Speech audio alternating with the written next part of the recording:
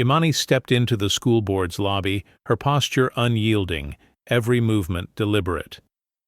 The marble floor beneath her seemed colder than stone, its shine reflecting the fluorescent lights and the weight of every expectation placed on her shoulders. Her valedictorian sash cut a bright line across her blazer, a silent declaration that she belonged here, even if every detail of the space seemed designed to suggest otherwise. The receptionist's polite smile faltered as she announced herself, and the board members, visible through the glass wall, paused in their quiet conversations, their attention shifting to the young woman approaching with such calm purpose. She moved forward, her gaze steady, refusing to shrink from the scrutiny. The board chair greeted her with a nod that was more habit than welcome, his eyes flickering to the folder in her hands before quickly darting away. "Miss Caldwell, we've been expecting you," he said, the words formal, almost brittle. Imani replied, "Thank you for having me," her tone even, betraying nothing of the nerves that fluttered in her chest. She placed her folder on the Yuria table, her fingers lingering for a moment, grounding herself in the simple act. Around her, the board members shifted. One straightened her stack of papers, another adjusted his glasses, a third tapped a pen against his notepad, the rhythm sharp and uneven. Taking her seat, Imani folded her hands atop the folder, her back straight, her expression composed. She felt the tension in the room, the way the air seemed to thicken with the unspoken questions and quiet doubts that swirled just beneath the surface.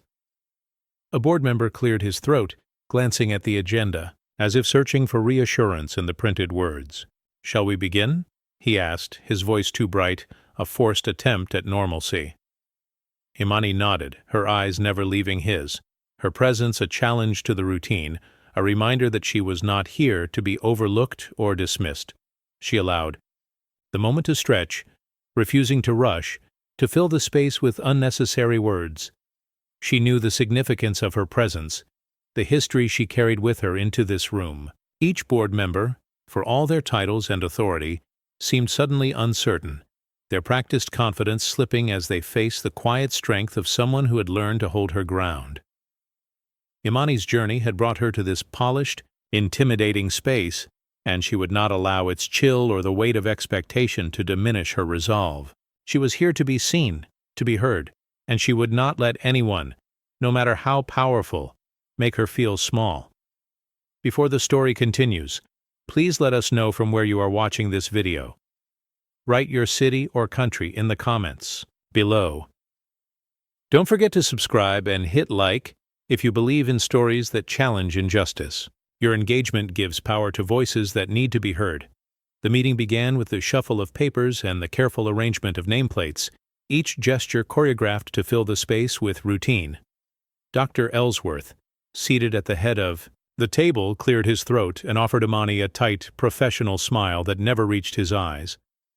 "Ms. Caldwell, we've reviewed your remarks for the ceremony," he began, his tone measured, almost gentle, as if he were delivering disappointing news to a child. The other board members watched, some with arms folded, others with hands clasped too tightly in their laps. The room was filled with the faint scent of coffee and the unmistakable tension of a decision already made. Imani kept her gaze steady, her hands folded neatly on her folder. She waited, letting the silence stretch until Dr. Ellsworth continued. "We feel that certain portions of your speech may not be appropriate for the occasion," he said, choosing each word with care, as though the language itself could soften the impact. A woman at the end of the table adjusted her scarf, her eyes darting between Imani and the chairman.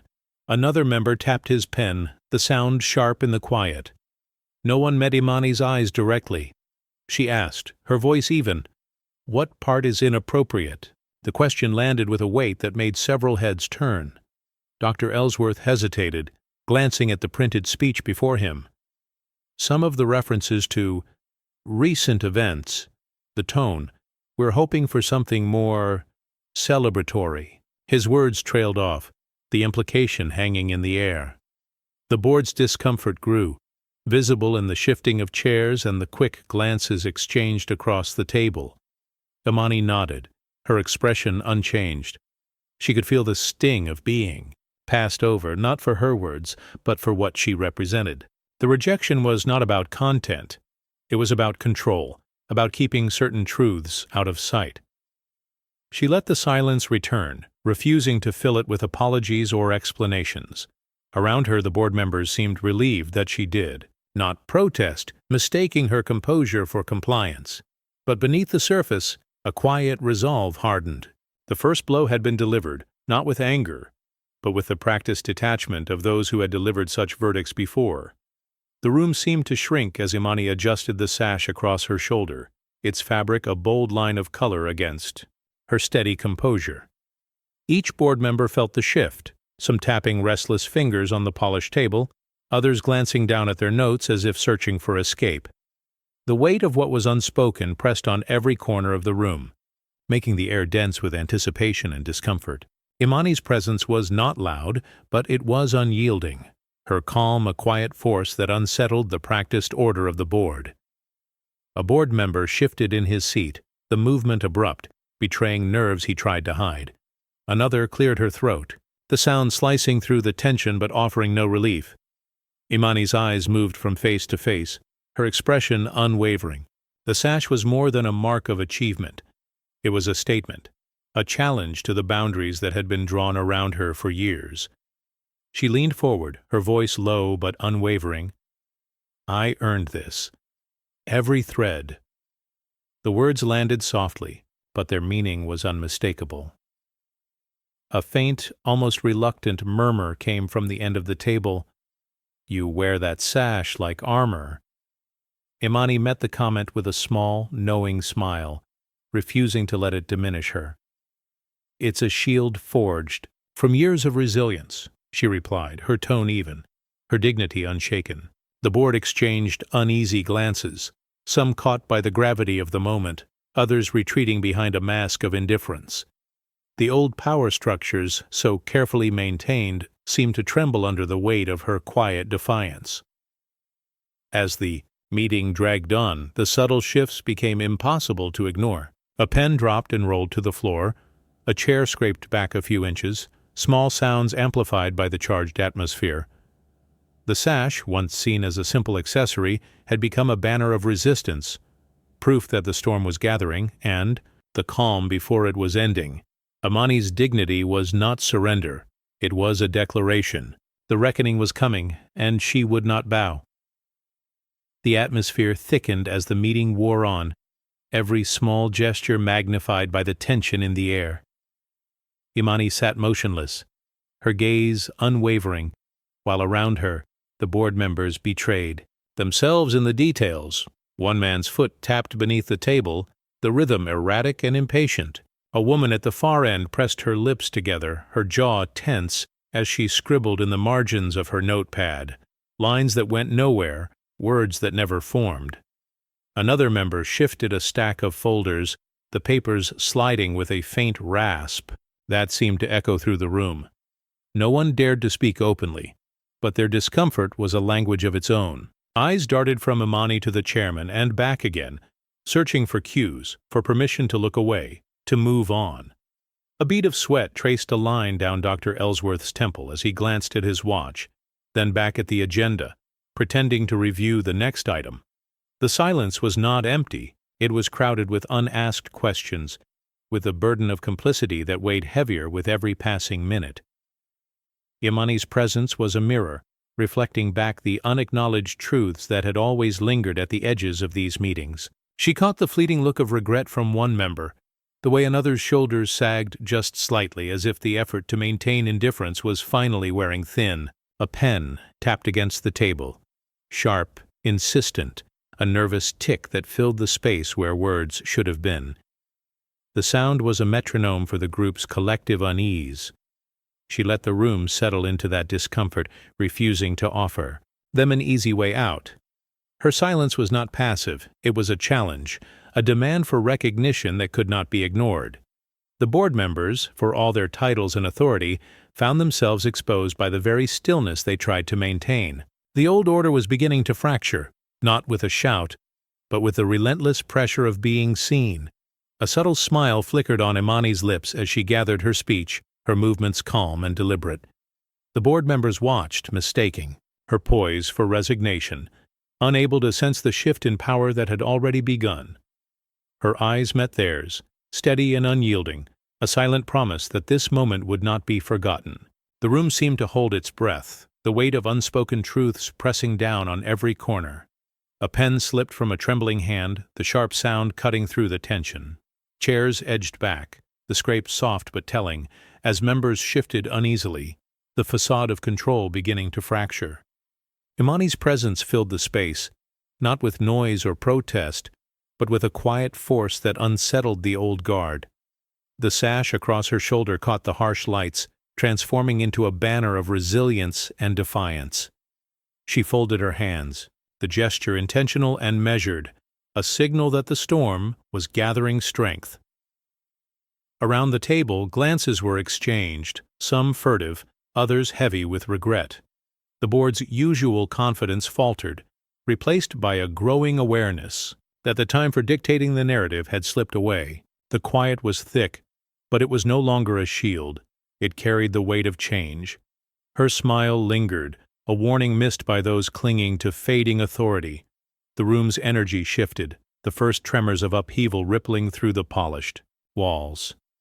The old order was unraveling, and she stood at the center, calm and unbroken, ready for whatever came next. The air felt charged, tension humming as the board exchanged uneasy glances. A woman at the end of the table adjusted her scarf, fingers trembling.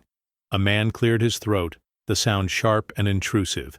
Every subtle shift in body language spoke volumes, hesitation, doubt, and the slow erosion of their power. Imani's gaze remained unwavering as she sensed the room's dynamics shifting. The sash, once just a symbol of achievement, now carried the weight of generations of resilience. Her quiet strength became a beacon, illuminating the cracks in the system's facade. The board's attempts to maintain control faltered, their rehearsed responses replaced by uncertainty. The moment stretched, heavy and electric, as the old guard realized the tide was turning. Imani's smile, small but fierce, was the calm before the storm that would reshape everything. The red folder sat heavy on the polished wood table, its color stark and unyielding, a silent accusation that no one dared to voice aloud. Imani placed it carefully, the weight of her words contained within, a challenge wrapped in paper. Around the room, board members avoided her gaze, their eyes flickering to the folder and quickly away, as if acknowledging a truth too uncomfortable to confront. The folder was not just a collection of pages. It was a mirror reflecting the system's refusal to change, a symbol of the truths they preferred to keep hidden. Dr. Ellsworth's fingers drummed a nervous rhythm on the table, betraying the calm mask he wore. His jaw tightened, a subtle twitch, betraying the tension beneath his composed exterior. The room felt smaller, the air thick with unspoken questions and the weight of history pressing down. A board member shifted in his seat, the scrape of chair legs against the floor breaking, the heavy stillness. Another adjusted his glasses, the faint click a reminder of the routine they clung to, the comfort of habit in the face of discomfort. Imani sat with her back straight, hands folded in her lap, her presence a quiet defiance. She watched the reactions ripple across the table, one member's hand hovering over a cup, another's foot tapping beneath the table, a third's lips pressed into a thin, uncertain line. The silence stretched, filled with the tension of what was to come. No one spoke, but the folder's presence spoke volumes. It was a challenge, a demand for recognition that could not be ignored. Imani's calm was not weakness. It was strength, forged in years of resilience. The board members, for all their authority, seemed diminished in the face of her quiet power. The red folder was a beacon, an unspoken reckoning waiting to unfold. Each second that passed under its shadow made it clear the truths inside would not be buried, and the reckoning would not be denied. The room held a brittle quiet as Dr. Ellsworth's words fell like a verdict. "We feel that certain portions of your speech may not be appropriate for the occasion," he said, voice steady but eyes flickering with unease. Imani's gaze didn't waver. Her question, simple and direct, cut through the tension. What part is inappropriate? The board members shifted uncomfortably, papers rustling as if to drown out the weight of the moment. A woman at the far end adjusted her scarf, her eyes darting between Imani and the chairman. Another member tapped a pen, the sharp clicks punctuating the silence. No one met Imani's eyes directly, the unspoken truth hanging heavy in the air. Dr. Ellsworth hesitated, glancing down at the printed speech before him. Some references to recent events. The tone. We were hoping for something more celebratory, he added, voice trailing off. The implication was clear. The speech was too honest, too raw, too much for the polished ceremony. Imani nodded slowly, the sting of dismissal clear but her expression unreadable. The rejection wasn't about the words themselves, but about the power they carried. Around the table, the board members exchanged uneasy glances, their practiced composure faltering under the weight of her quiet strength. She let the silence settle, refusing to fill it with protest or explanation. The room seemed to shrink, the air thick with the unspoken battle between control and truth. The first blow had landed not with anger but with the cold precision of those who had wielded power for too long. In that moment, Imani's resolve hardened. The rejection was not an end, but a beginning. The quiet dignity she maintained was a promise. The story would be told no matter the cost. A courtroom door slammed shut, the sound echoing in young Imani's ears long after the room fell quiet. Her mother's face was streaked with tears, frustration and exhaustion etched into every line. The lawsuit against the school district, a fight for justice after years of racial bias, had been dismissed, buried beneath layers of bureaucracy and indifference. Imani stood by, her small hands clenched, the weight of that loss settling deep inside her, shaping the way she saw the world. Years later, that memory became the fire behind her resolve. Sitting at her desk, pen poised over paper, she rewrote her valedictorian speech, the echoes of her mother's struggle guiding every word. Each sentence was a tribute to the resilience passed down to her, a legacy forged not just in courtrooms, but in every quiet moment of defiance and every lesson about standing tall. The walls of her room seemed to close in as the evening light faded, the shadows stretching long, reminding her that this speech was more than a ceremony. It was a reckoning, a chance to give voice to those who had been silenced and to challenge the system that had tried to erase her family's truth. She paused, fingers hovering above the page, feeling the gravity of the story she was about to tell. Her mother's fight was not only history, it was the foundation of Imani's courage. With every line she carried forward the strength of a woman who refused to be invisible, who demanded to be seen and heard. The courtroom's cold dismissal had not broken them, it had only sharpened their determination. Now, standing on the brink of her own moment, Imani was ready to make sure that legacy would not be forgotten. The janitor's resignation letter was tucked away in a forgotten corner of the school library, its edges worn and creased from years of neglect. Imani found it by accident, her fingers brushing against the faded envelope as she searched for research materials. She unfolded the pages slowly, reading words that spoke of decades spent cleaning up after others, of being present but never truly acknowledged. The letter was more than a farewell. It was a quiet testimony to a lifetime of invisible labor, to the stories that never made it into yearbooks or board meetings. Each line carried the weight of exhaustion and hope, a plea for recognition that had gone unanswered for too long. The janitor described the early mornings, the late nights, the way students and staff passed by without a second glance. He wrote of witnessing injustices, students punished for speaking up, teachers overlooked for promotions, complaints that disappeared into filing cabinets. Imani traced the faded ink, feeling an unexpected kinship with the writer. The silence that followed her own efforts to be heard was mirrored in these lines, the same walls that had absorbed her frustrations and dreams. Gently she folded the letter and slipped it into her speech draft, knowing its presence would strengthen her resolve. It became more than just a piece of evidence. It was a symbol of the shared struggle for dignity, a reminder that she was not alone in facing a system built on neglect. The janitor's words echoed in her mind as she prepared for the ceremony, fueling her determination to speak not only for herself, but for everyone who had been passed over and forgotten. As the day approached, the letter's message remained a steady force in Imani's heart. It was a quiet declaration that the truth could not remain hidden, that the voices once written in invisible ink would finally be read aloud. Her journey was now part of a larger story, a story of resilience, of unseen battles, and of the power that comes from refusing to let the world erase you.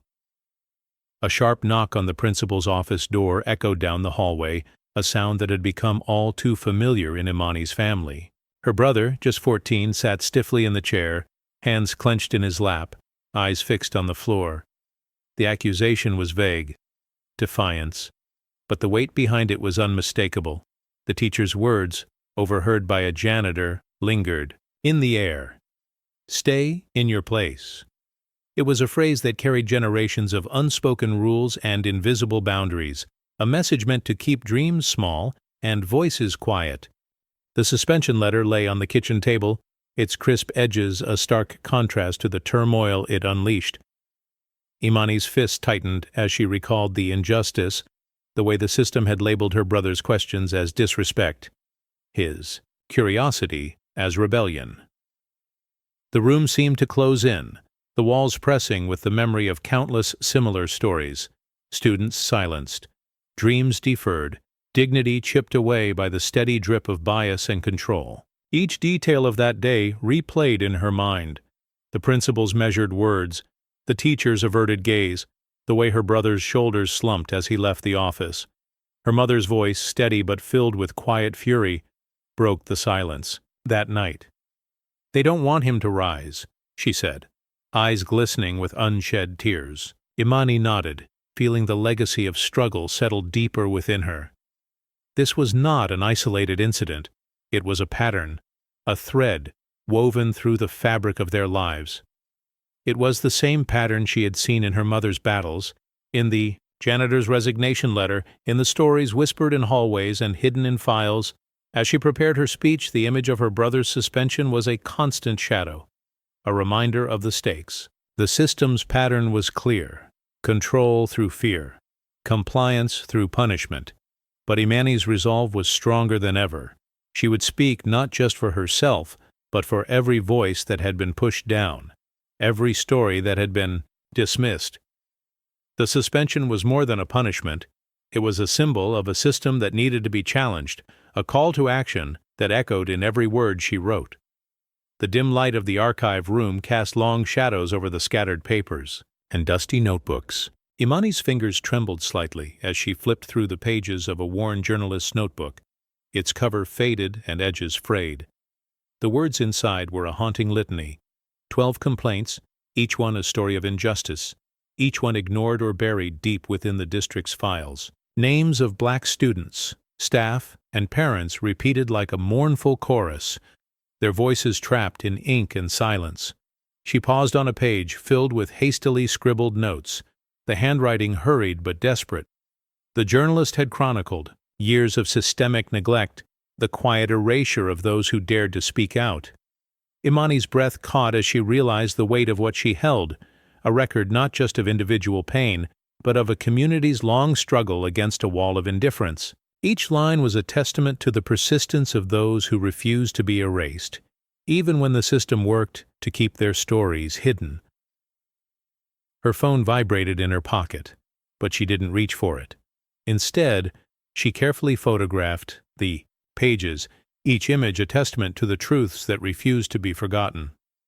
Around her, the stillness of the archive felt heavy, as if the walls themselves bore witness to the stories that had been silenced for too long. The dust in the air seemed to settle on her shoulders, a physical reminder of the years these voices had waited to be heard. Imani's mind raced, the journalist's words echoing in her thoughts. This was more than evidence. It was a call to action, a reminder that the fight was far from over. She folded the notebook closed, her resolve hardening. The buried notes were no longer hidden. They were a beacon, lighting the way forward in the darkness. With every step she took out of the archive, she carried the weight of those stories, determined to make sure they would finally be seen and heard. Her father's hands shook as he held the printed speech, the paper trembling between his fingers. Years of disappointment and quiet endurance settled in his eyes as he read each line, pausing more than once to steady his breath. The kitchen was thick with the scent of coffee and the unspoken history of battles lost and lessons learned. He looked up, searching Imani's face for any trace of doubt. "They'll come for you," he said, voice rough with worry and memories that never quite faded. The overhead light flickered, shadows stretching across the table, painting the walls with echoes of old scars. Imani met his gaze, her own hands tightening around the edge of the table. "Let them," she replied, her voice calm but edged with a fierce certainty that seemed to fill the room. The quiet between them was not empty, but brimming with all the words they didn't need to say. Her father's caution was born of experience, of years spent watching doors close and opportunities slip away. But her courage was something new, a necessity forged in the fire of everything she'd witnessed and everything she refused to accept. He set the speech down, rubbing his temples as if trying to ease the weight of his fears. "You know what this means, don't you?" he asked, softer now. Imani nodded, her resolve unshaken. "This isn't just for me. It's for everyone who's ever been told to wait, to be quiet, to settle." The kitchen table, scarred by years of family meals and whispered hopes, became a silent witness to a new chapter. Outside, the world moved on, unaware of the quiet revolution taking shape within these walls. Her father reached for her hand, his grip unsteady but full of pride. "You're braver than I ever was," he whispered. Imani squeezed his hand in. Return, her voice steady. "Maybe. But I learned it from you." The flickering light danced across their faces, a reminder that even in darkness, change is always possible. In that small kitchen, father and daughter sat together, bound by struggle, hope, and the determination to face whatever came next. Jada's hands barely trembled as she captured the rejection email, her determination sharper than any doubt. The screenshot, sent into the student group chat, became a spark that leapt from phone to phone, igniting conversations that had been stifled for years. Within minutes, the message was everywhere, shared, reposted, dissected. The school's carefully managed calm began to unravel, replaced by a current of energy that pulsed through every hallway and classroom. Imani watched the transformation unfold, her phone lighting up with notifications, each one a signal that the truth was finally breaking free.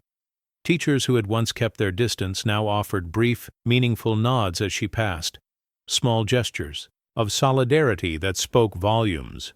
Others, still wary, avoided her gaze, their silence more telling than any words. The usual rhythm of the school day was disrupted, replaced by a sense of anticipation and quiet rebellion. Students huddled in, corners whispering urgently, their faces illuminated by the blue glow of their screens. What had started as a private dismissal was now a public reckoning, a challenge to the authority that had always gone unquestioned. Imani sat with her friends, the weight of the moment settling over them. They were no longer just students. They were witnesses to a shift that could not be undone. The rejection had become a catalyst, exposing the cracks in a system that had relied on secrecy and compliance. The board, sensing the change, moved quickly to contain the fallout. Meetings were called behind closed doors, voices raised in frustration and fear. But the momentum was unstoppable. The truth, once released, refused to be hidden again. As the day wore on, the walls that had once kept stories confined became transparent. The district's old defenses, routine, denial, control, were no match for the collective will of those who had found their voice. Imani felt a surge of resolve, knowing that the movement was bigger than any one person. The leak was not just an act of defiance. It was the beginning of a reckoning that would demand to be answered. Whatever came next, she was ready to meet it head-on, her quiet strength now amplified by the chorus rising around her. Security footage revealed a stark contrast. Imani sitting alone in the lobby, clutching her speech folder tightly, while in a distant room, board members exchanged quiet laughter and dismissive glances. The coldness of the marble floor beneath her seemed to amplify her isolation, each frame a silent testament to the divide between power and resilience. The video looped endlessly on social media, each replay a hammer striking the fragile facade of the institution. Viewers watched as Imani's calm face betrayed no fear, only a quiet determination that resonated far beyond the school's walls. The boardroom's laughter, muffled but unmistakable, underscored the cruelty of the moment, a system laughing at the very voice it sought to silence. In the hallways, whispers grew louder. Students exchanged knowing looks, their phones buzzing with the viral clip. Teachers who had once averted their eyes now found themselves unable to ignore the growing tide of support for Imani. The footage became a rallying point, a symbol of the loneliness endured by those who dared to speak truth. To power, Imani's presence in the video was a quiet defiance, a refusal to be erased. Her steady gaze into the camera was a challenge, a call to action that stirred hearts and minds. The contrast between her solitary figure and the board's dismissive camaraderie was a visual metaphor for the systemic barriers she faced. As the clip spread, the district's attempts to contain the fallout faltered. The video was shared by alumni, activists, and local leaders, each share amplifying the call for accountability. The old order, once confident and unshakable, now faced the relentless pressure of exposure and truth. In quiet corners, parents whispered their support, their voices trembling with a mix of hope and fear. Community leaders began to speak out, their statements weaving a tapestry of demand for justice. The school's hallways, once heavy with unspoken rules, now buzzed with conversations about change and reckoning. Imani's story, once confined to whispered conversations and closed doors, was now a beacon of courage and change. The loneliness, captured on security footage, was transformed into a powerful statement. Resilience in the face of exclusion, strength in the midst of isolation. Her silent courage echoed far beyond the walls that tried to contain it, inspiring a movement that refused to be silenced. The hashtag #SonLetImaniSpeak surged across social media platforms, a digital heartbeat echoing the growing demand for justice. Each post, each share, carried the weight of countless silenced voices, now amplified in a chorus that could no longer be ignored. Imani's phone buzzed relentlessly, a constant stream of messages, some filled with encouragement, others laced with hostility. Yet she did not delete a single one. Each notification was a testament to the storm she'd ignited. Alumni recounted their own stories of being overlooked, their words weaving a tapestry of shared struggle and resilience. Parents, once silent, now voiced their concerns openly, demanding accountability from the district. The school's carefully maintained calm unraveled as the hashtag trended, forcing conversations that had long been avoided into the light. Within the school walls, the atmosphere shifted palpably. Teachers who had once kept their distance now offered subtle nods of support, while students gathered in clusters, their voices rising in quiet defiance. The energy was electric, a collective heartbeat pulsing with hope and determination. The rejection that had once seemed like an end was now the spark of a movement. Imani stood at the center of this awakening, her quiet strength a beacon for those who had felt invisible. The hashtag was more than a trend. It was a declaration that the truth could not be silenced. As the digital world buzzed around her, she prepared for the challenges ahead, knowing that the fight was far from over but that she was no longer alone. The knock on Imani's door was firm but hesitant, a sound that carried the weight of stories, waiting to be told. Miles Redding stood there, recorder in hand, eyes sharp with the urgency of a man who knew the importance of this moment. "Tell me everything," he said simply, his voice low but insistent.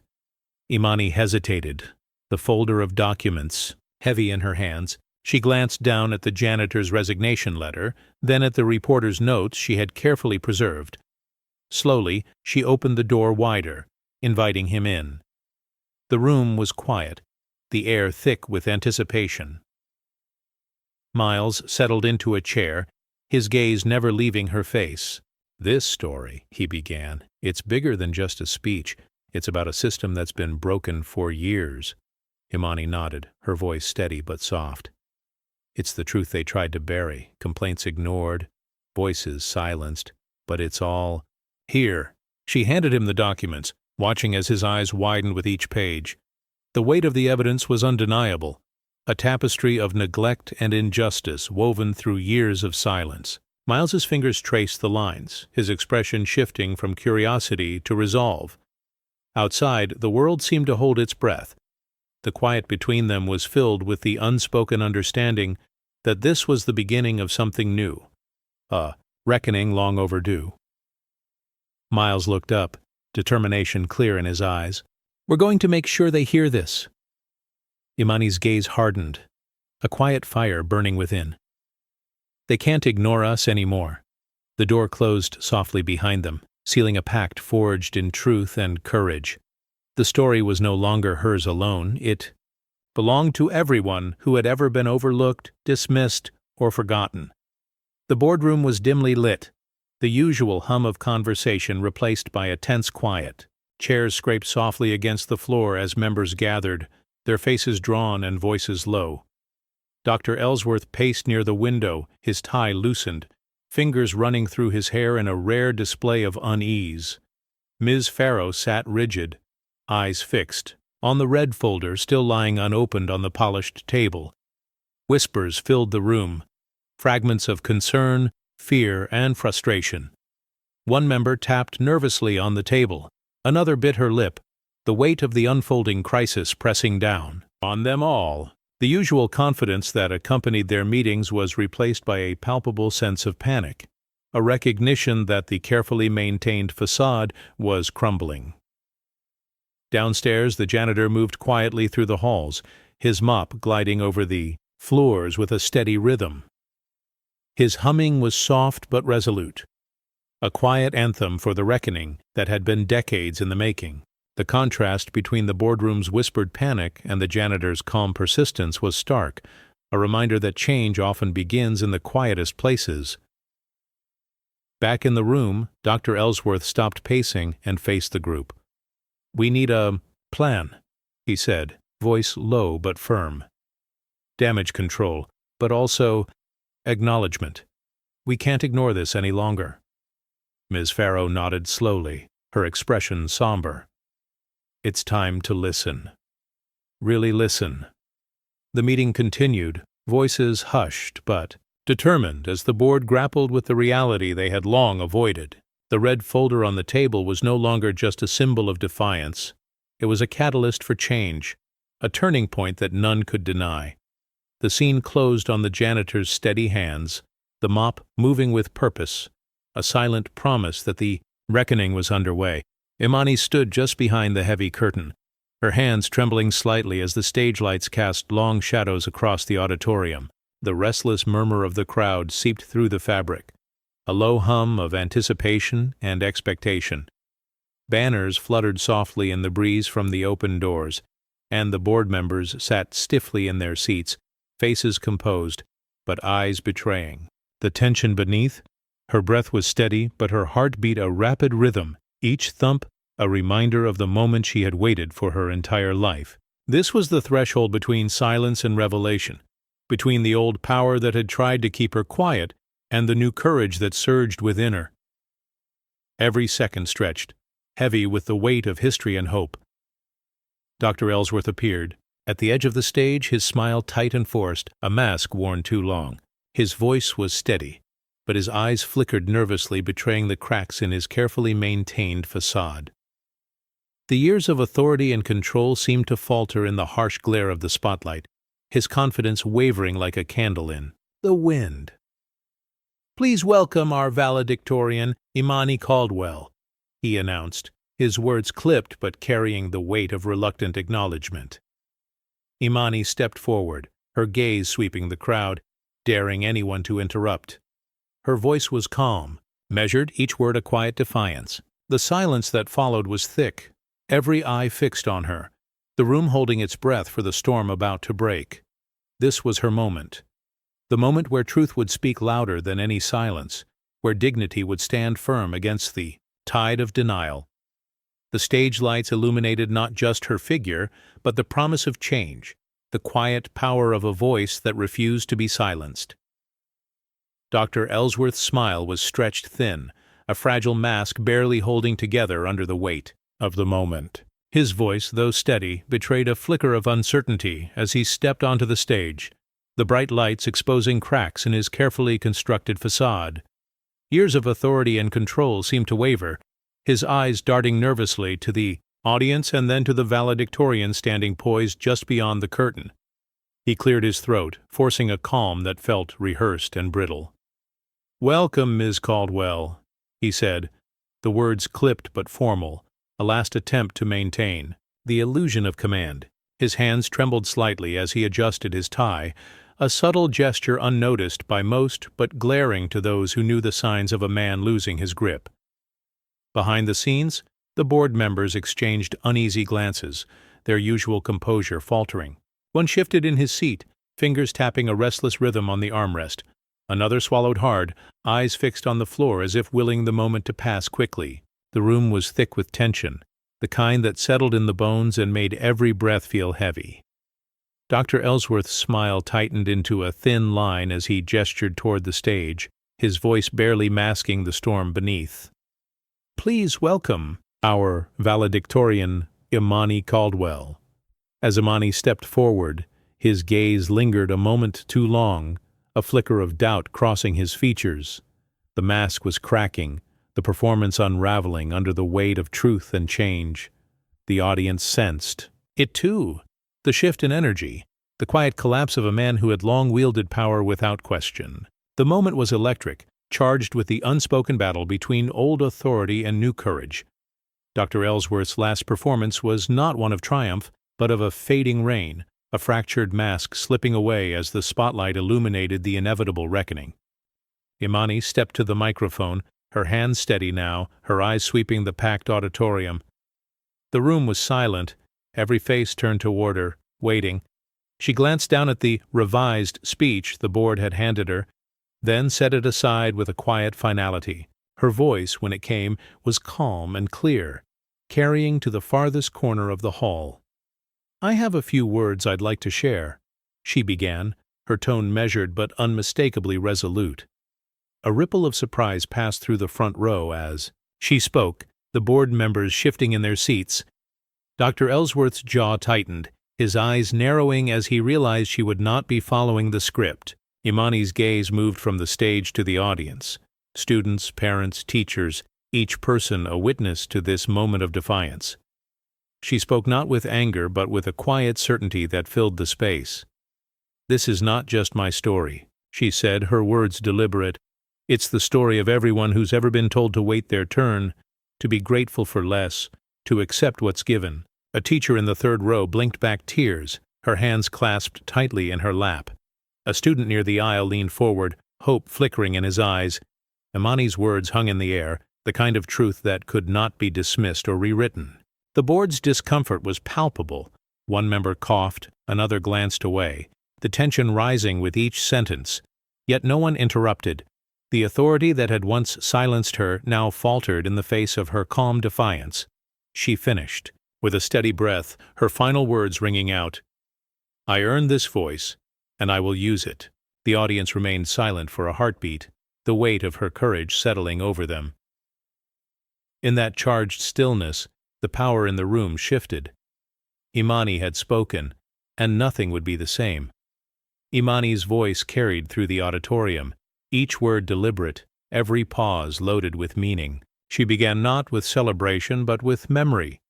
Her mother's courtroom battles, her brother's unjust suspension, the janitor's resignation letter folded into her pocket.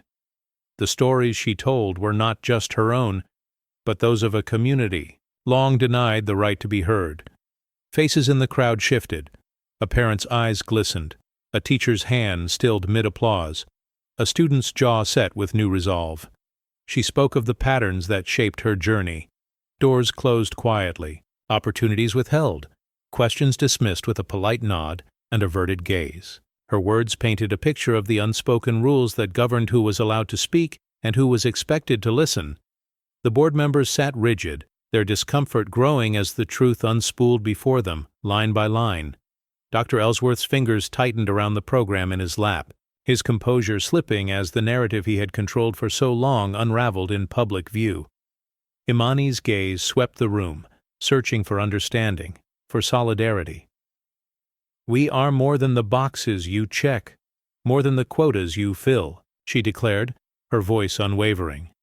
"We are the stories you tried to erase, the names you left out of the record books." The audience listened, breath held, as she gave voice to wounds that had festered in silence for years. Each sentence was a thread, weaving together the pain and the pride, the struggle and the hope. As she spoke, the atmosphere changed. The crowd leaned in, drawn by the honesty and the courage in her words. The old order, so sure of its place, began to feel the ground shift beneath it. Imani's speech was not just a statement, it was an act of reclamation, a declaration that history would no longer be written by those who refused to see. In that moment her story became everyone's story, and the hall filled with the quiet power of truth finally spoke. Dr. Ellsworth's composure faltered as Imani's words echoed through the auditorium. His hands clenched the program in his lap, knuckles white, a bead of sweat tracing a slow path down his temple. The mask of control he had worn for years began to crack, his eyes darting nervously from the crowd to the valedictorian who stood unwavering at the podium. The authority he had always relied on felt suddenly hollow, slipping away with every line she delivered. He leaned toward a colleague, voice low and strained. "This wasn't supposed to happen." The colleague's eyes widened with uncertainty, but no one moved to intervene. The silence in the room was heavy, filled with the weight of a crumbling legacy. The audience sensed the shift. Some parents leaned forward. Others exchanged glances that spoke of awakening and reckoning. Dr. Ellsworth's shoulders sagged imperceptibly, the confidence that once filled the room now replaced by a palpable tension. Imani's voice remained, steady, each sentence a quiet blow to the old guard. A parent wiped away a tear. A teacher's hand trembled slightly and students sat with clenched fists, their faces set with determination. The power dynamics had shifted, not with a shout, but with the slow unraveling of a man who had long wielded control without question. The board members, once so certain, now looked to Dr. Ellsworth for guidance and found only uncertainty. As the speech continued, Dr. Ellsworth's presence seemed to shrink, his voice growing quieter each time he tried to regain control. The room held its breath, waiting for the inevitable collapse.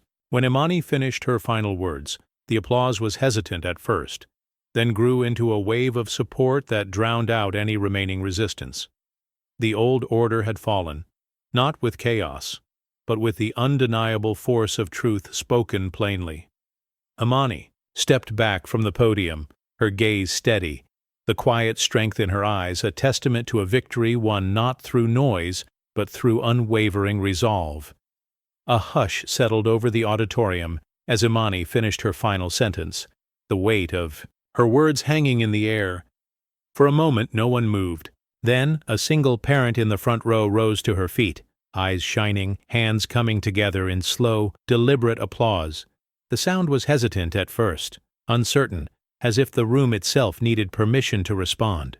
But then another student stood, then a teacher, and the applause grew, swelling into a thunderous wave that filled every corner of the hall. Ms. Farrow, seated at the edge of the stage, wiped away a tear, her composure slipping as she watched the crowd rise in solidarity. Parents embraced their children, teachers exchanged glances of pride and relief, and students cheered, their voices ringing out with hope. The board members sat motionless, their authority diminished by the collective will of the community. Dr. Ellsworth stared at the floor, his hands trembling, the reality of his unraveling power settling in with every clap. Imani stood at the podium, her eyes scanning the sea of faces, some joyful, some tear-streaked, all transformed by the truth that had finally been spoken. The applause was more than approval. It was a release, a letting go of years of silence and fear. The energy in the room shifted, the old barriers dissolving as people found the courage to stand together. In that moment, the community awakened, united not by anger, but by the quiet strength of one voice refusing to be silenced. As the ovation continued, Imani felt the burden she had carried begin to lift. She was no longer alone. Her story had become theirs. The sound of applause echoed long after the ceremony ended, a promise that the change sparked in that room would not fade. The room, once heavy with doubt and division, now pulsed with hope, and the certainty that justice, once awakened, could not be put back to sleep. As the applause surged, reporters surged forward, cameras raised, flashes illuminating the stage in bursts of white. Imani stood tall, her face calm amid the chaos, as microphones were thrust toward her, each reporter eager to capture the moment that had already begun to ripple far beyond the auditorium walls. The board members, once so secure in their authority, shrank back from the glare, their discomfort plain as questions flew. A journalist called out, "Why did you choose to speak your truth today?" Imani met his gaze, her answer measured but unwavering. Because silence never changed anything. Her words, simple and direct, were caught by every camera, every phone, every live stream. The crowd's cheers grew louder, the energy shifting from relief to celebration as the story began to take on a life of its own. Clips of the speech hit social media within minutes, hashtags multiplying, the video viewed and shared by thousands. Alumni posted their own stories, students from other. Schools chimed in, and parents across the city demanded answers from their own districts. The board's attempts to regain control faltered. Every statement they released was met with skepticism, every denial drowned out by the growing chorus of support for Imani. In the chaos, Dr. Ellsworth tried to slip away, but the cameras caught. His retreat, his face etched with defeat. Ms. Farrow, however, lingered, her expression thoughtful, as if recognizing the importance of this reckoning. The community, once fractured by fear and complacency, now found itself united by the power of truth finally spoken aloud. Imani stood at the center of it all, her quiet strength magnified by every lens, every post, every voice that joined the call for justice.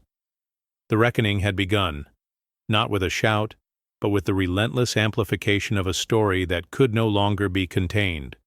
The truth, once released, refused to fade, echoing through every corner of the city and beyond. The ceremony's live stream, once intended as a routine broadcast, became a lightning rod for the city's attention. Comments poured in by the hundreds.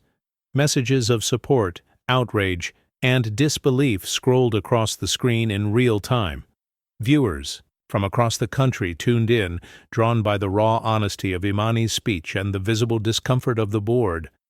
Every pause, every glance, every tremor in Dr. Ellsworth's voice was dissected and discussed, the public scrutiny relentless.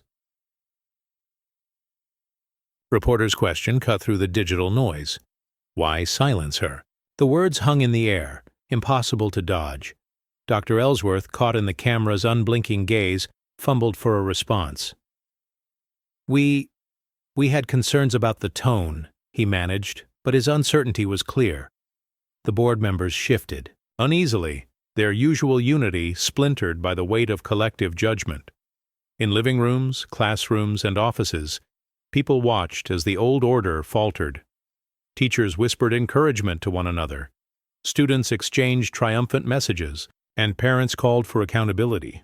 The live stream's chat was filled with stories from viewers who had faced similar struggles, their experiences weaving together into a tapestry of shared demand for change. Miss Farrow, seated near the edge of the stage, listened intently, her eyes reflecting both sorrow and resolve. She understood that this was more than a single moment. It was a reckoning, a public accounting for years of neglect and dismissal. The superintendent quietly exited the hall, his departure a silent admission that the tide had turned. Imani's words continued to reverberate, the truth echoing through every device, every conversation. The board's attempts to contain the fallout proved futile. The story had outgrown them, fueled by the voices of those who refused to be silenced any longer. The public judgment was swift and unyielding, a collective declaration that the time for change had come and would not be denied. As the ceremony ended and the crowd filtered out, the boardroom upstairs felt hollow, stripped of its former certainty. The superintendent slipped away quietly, his footsteps muffled by the thick carpet. No speech, no explanation, just a silent departure.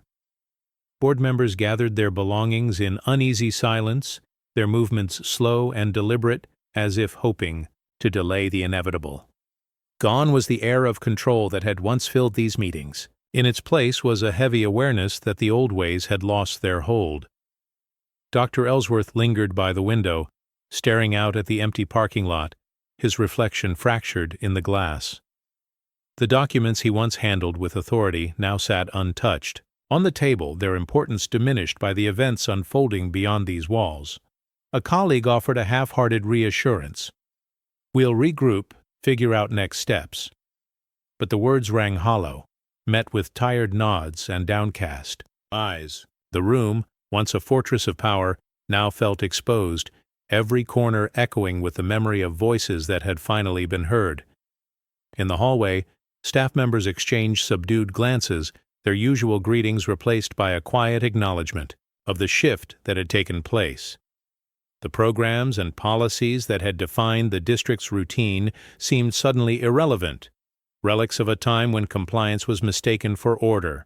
The board's retreat was not marked by drama or confrontation, but by a series of small surrenders, a drawer left open, a nameplate removed, a meeting adjourned without fanfare.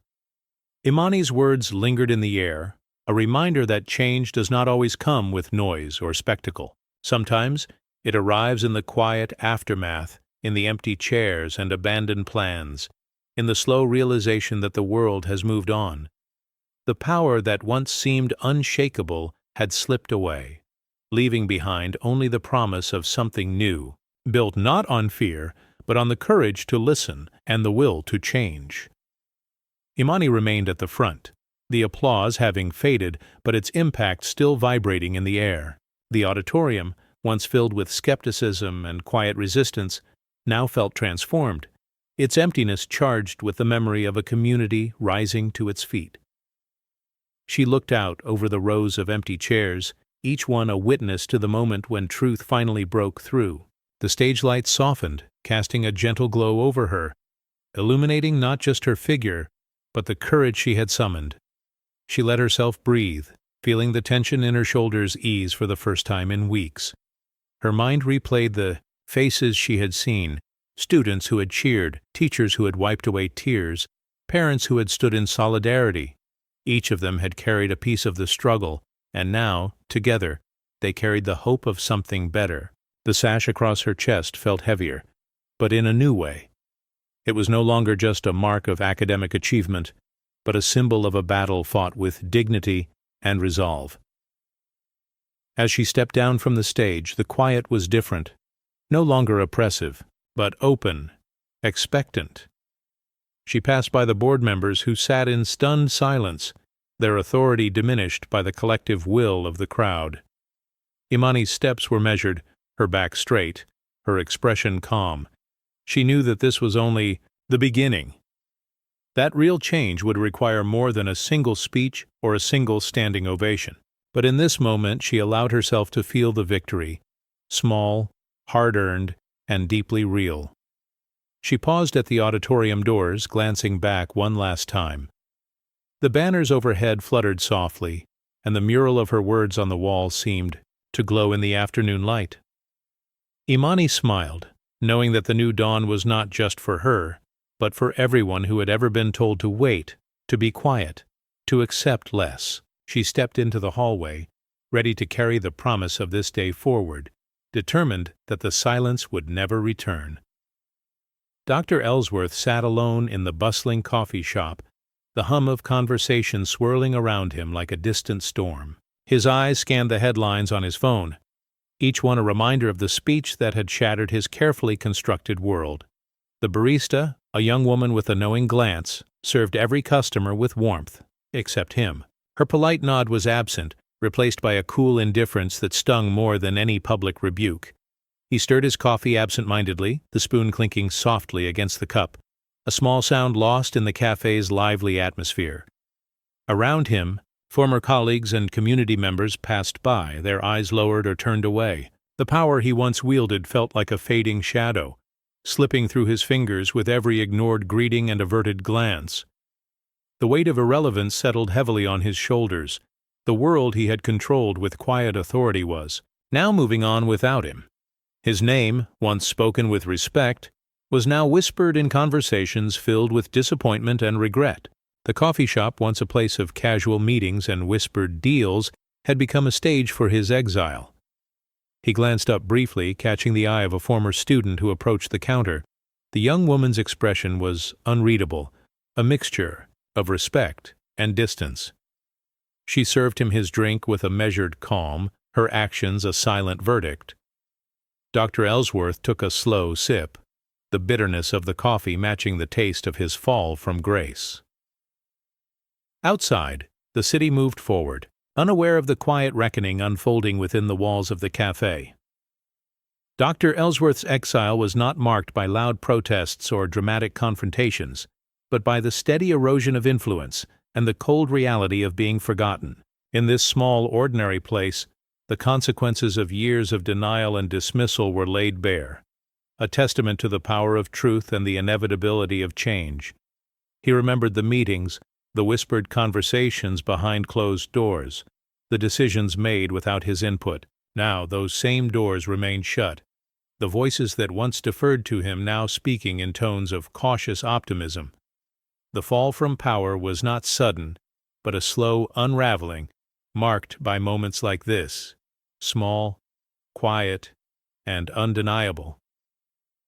In the fading light, Dr. Ellsworth sat back, the weight of his past actions pressing down.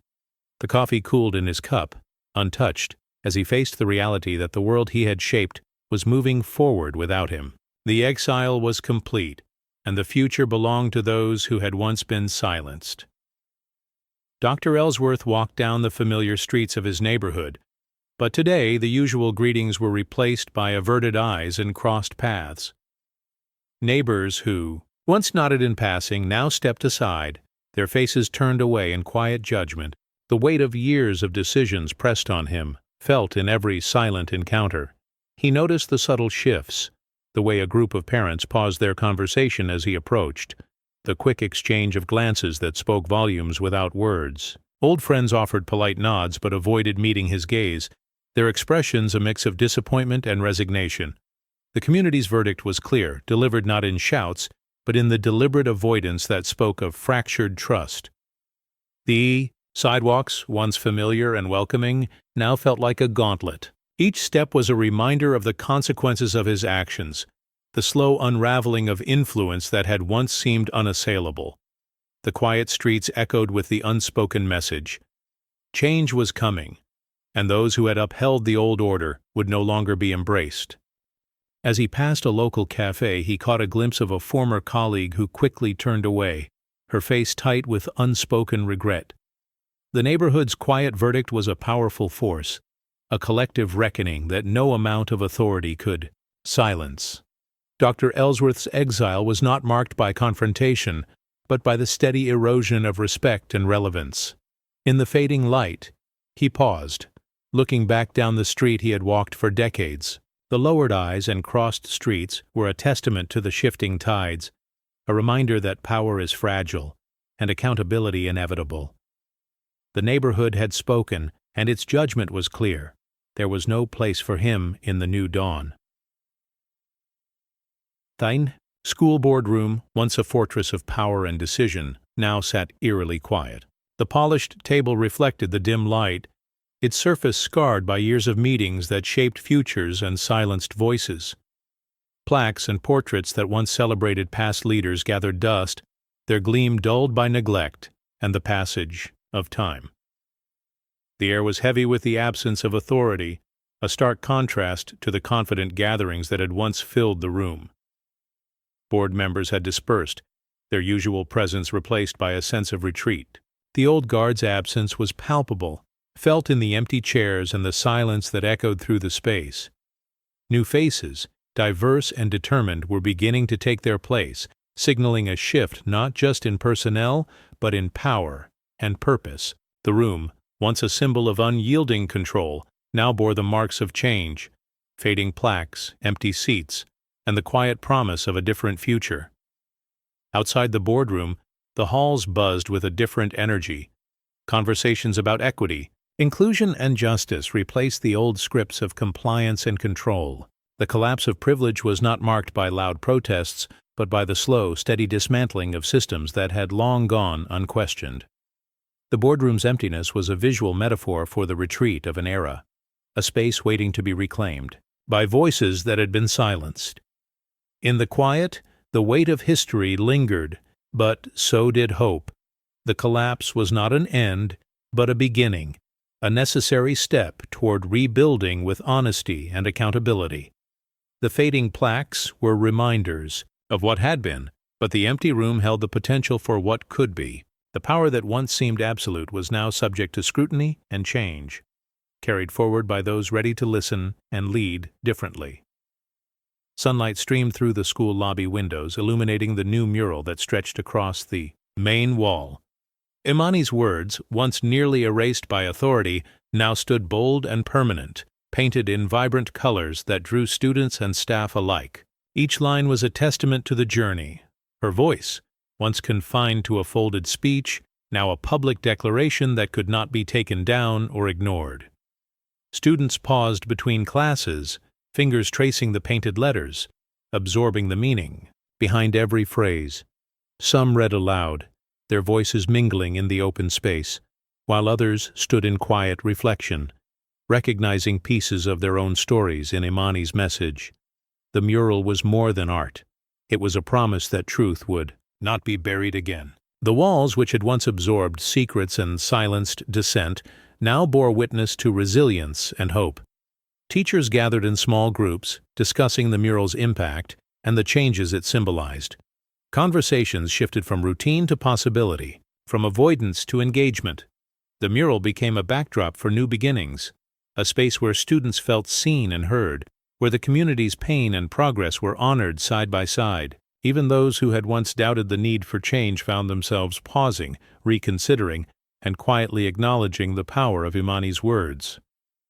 As the day wore on, sunlight danced across the mural, casting shifting patterns that seemed to breathe life into the painted lines. Imani walked through the lobby, watching as her story became part of the school's daily rhythm. She saw the pride in younger students' eyes, the gratitude in teachers' smiles, and the thoughtful silence of those still learning to listen.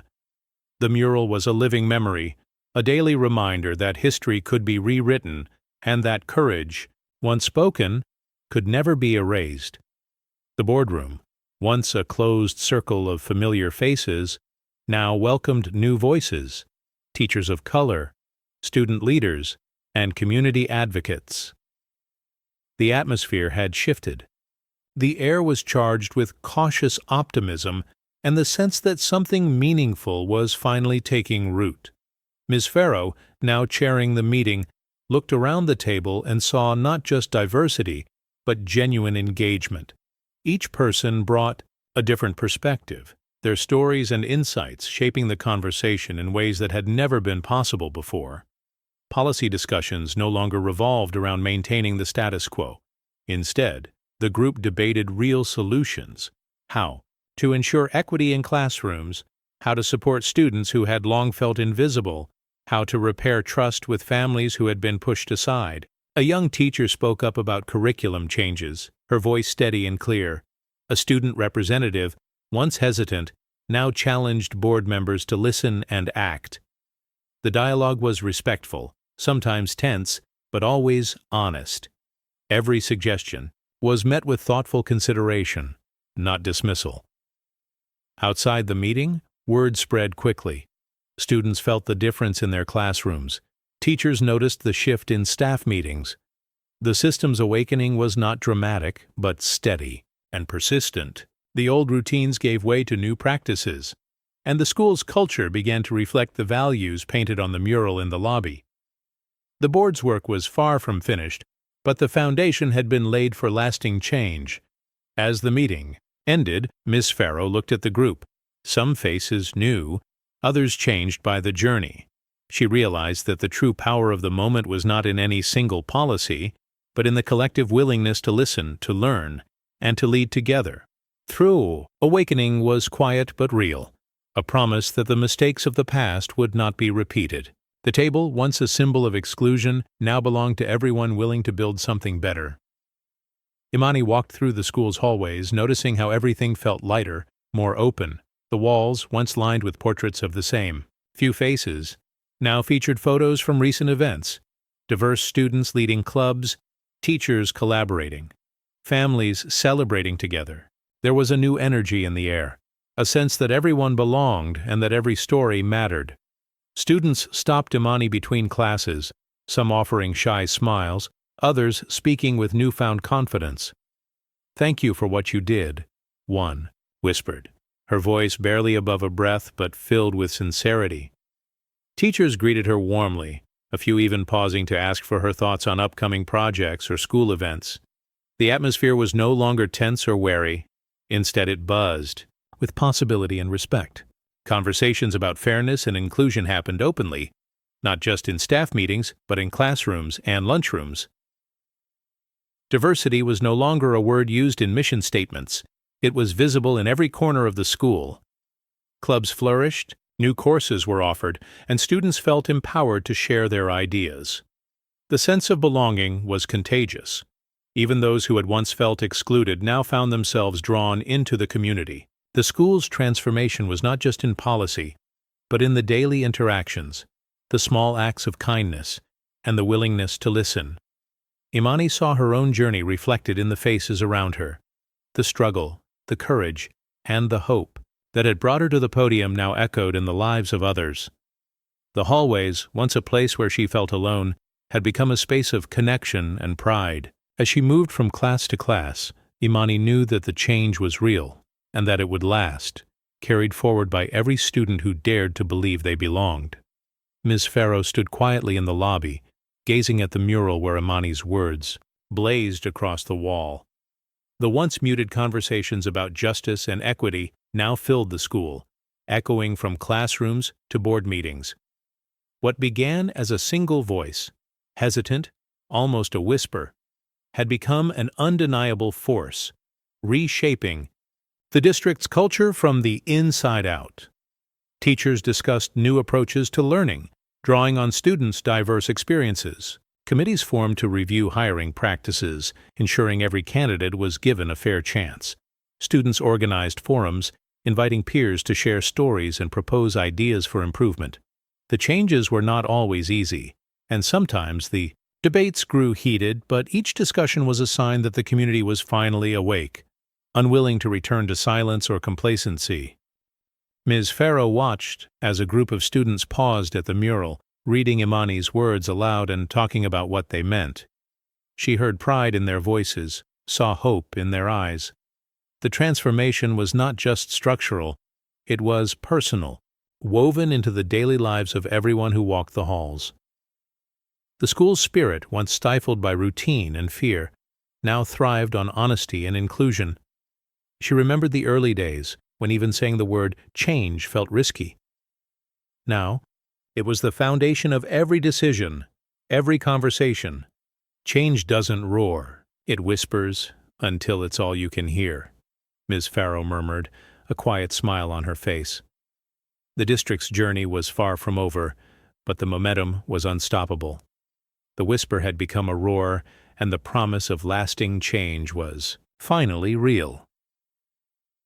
Imani stood before the mural, sunlight streaming through the lobby windows and casting a golden glow across her face. She smiled, not in triumph, but in hope, her expression calm and steady, a quiet answer to all the noise that had come before.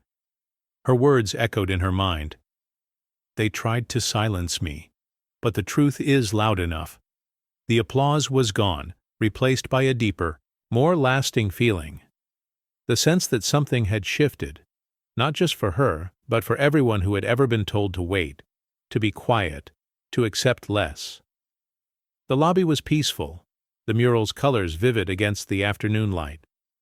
Students passed by, some pausing to trace the painted words with their fingers, others stopping to read aloud the lines that had once been whispered in hallways or shouted in protest. The air was thick with a sense of change, a feeling that the past was being rewritten step by step, with every conversation and every act of courage.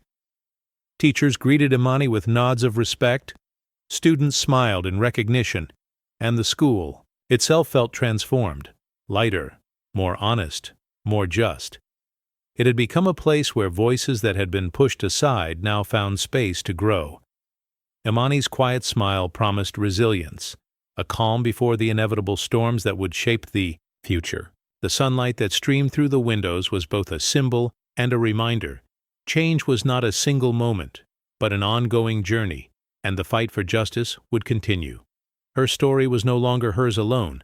It belonged to everyone who had ever felt unseen, everyone who had waited for their chance to speak. The mural stood as a beacon, a testament to the power of truth and the strength found in quiet defiance. As the sun dipped lower, painting the school in warm, golden hues, Imani stood tall, ready to face whatever came next. The storms would come, but so would the sunlight. And she would be there, steady and unyielding. A quiet triumph in a world still learning to listen.